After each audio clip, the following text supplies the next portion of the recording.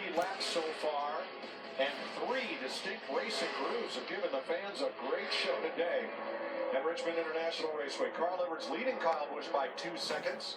Denny Hamlin 3 back, Brad Keselowski 5, Kevin Harvick 9.5, and Jimmy Johnson 10. Well, your top half doesn't. We still have 21 cars on the lead lap, the last of which is Danica Patrick.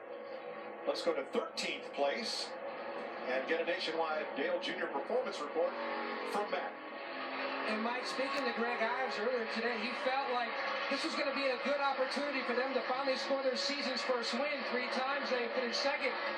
Junior's car is so good on long runs, and he excels at trying to save those tires. Right now, the car is just way too free on entry, and even looser off. Some significant adjustments, both chassis and especially air pressure, to try to fix it after that first stop. Lots of these cars look like somebody on the beach with a metal detector. All over the place, can't find anything. Oh. Wonder where you were going there. I see one down, one guy's low, he's up high. You're good today. We're going out to dinner Friday night more often.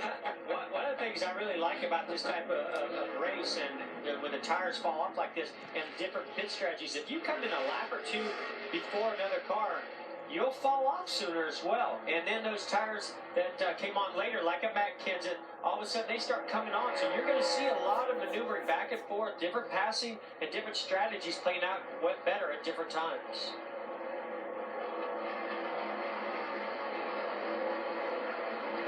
So Danica 1 lap down now. That makes her boss, Tony Stewart, the last car on the lead lap in 20th. And notice who's running first, second, and third. Joe gets racing. The Gibbs Toyotas.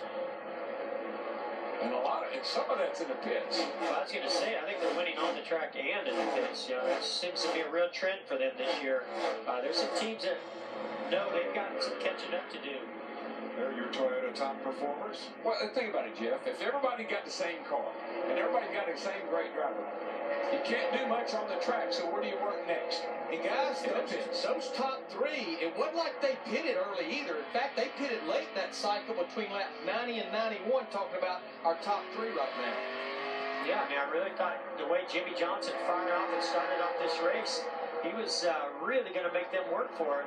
But ever since they got by him, he really hasn't been able to make up that ground. In the last 47 Richmond races, that's 23 and a half years. This is only the 4th time there has not been a caution in the first 100 laps of the race. About 84 years? 84 long years. We saw this yesterday in the Xfinity race where it went long green flag runs. Son of a Peter Great Piper, race. I mean, there's passing all over the track, multiple lanes, all the way up to the wall on the bottom. I mean, just like we're seeing here. But then there was that late caution, and boy, it got wild and crazy. So hold on tight. There's a lot left. Now, Martin Truex was one of the first to pit in that cycle as he battles Dale Jr. for 12th place. Jr. was in 3 laps after Truex, so he's got 3 laps fresher tires. And they're pulling down on Matt Kenseth, who was one of the last. He was the last of the leaders to pit. Junior has finished better than he started, I think, just about every race this year. They don't always finish practice in the best qualifying, but man, on Sunday, they get that thing dialed in just like last week. 2 laps down when the race started, came home second. And we hear him complain through practice and talk about all the different adjustments and details of what's going on with the car. But then when it comes time to move forward in the race, they seem to find a way. I think they're a great team. I think he's driving with confidence, and they've got good race cars. I sent him a note last night. I said, I got the old broom out, buddy, in case you want to use it. That was great to see him win that race yesterday. What a great job he did.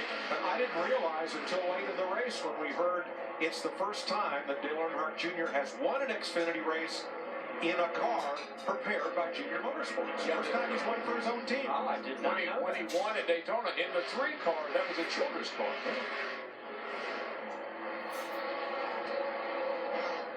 Jeff, you were asking me during commercial, what do we know about adjustments? It looked like to me we looked at a lot of stops just then, and everybody was putting wedge in. In other words, trying to help that forward bite off the corner.